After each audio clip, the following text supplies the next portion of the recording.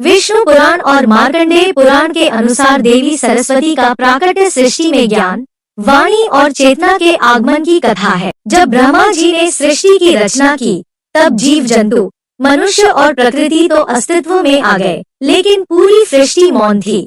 न किसी के मुख से शब्द निकलते थे, न भावों की अभिव्यक्ति थी। चारों ओर एक अजीब सी नीरस शांति फैली हुई थी।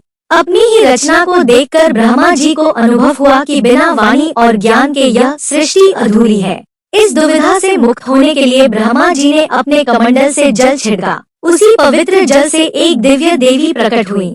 उनका स्वरूप अत्यंत शांत और तेजस्वी था। उनके 4 हाथ थे, एक में वीणा, दूसरे में पुस्तक, तीसरे में माला और चौथे हाथ में वरद मुद्रा थी। उनके प्रकट होते ही वातावरण में दिव्यता फैल गई। ब्रह्मा जी ने उनसे वीणा वादन करने का अनुरोध किया। जैसे ही देवी ने वीणा के तारों को स्पर्श किया, सृष्टि में पहली बार मधुर ध्वनि गूंज उठी। मौन टूट गया, हवाओं में सरसराहट भर गई, नदियां कलकल करने लगी, पक्षी चहक उठे और मनुष्य के कंठ से वाणी प्रकट हुई। शब्द, स्वर और भावों के साथ सृष्टि सजीव हो उठी। इसी कारण उन्हें सरस्वती कहा गया, जो सहस्रता और ज्ञान प्रदान करती है। ब्रह्मा जी ने उन्हें विद्या, बुद्धि, कला, संगीत और वाणी की अधिष्ठात्री देवी के रूप में प्रतिष्ठित किया। उनके आशीर्वाद से ऋषियों को वेदों का ज्ञान प्राप्त हुआ और संसार को भाषा, साहित्य तथा संगीत का आधार मिला। यह कथा सिखाती है कि केवल शरीर या सृष्टि का होना ही पर्याप्त नहीं, बल्कि ज्ञान और वाणी ही जीवन को अर्थ और प्रकाश प्रदान करते हैं।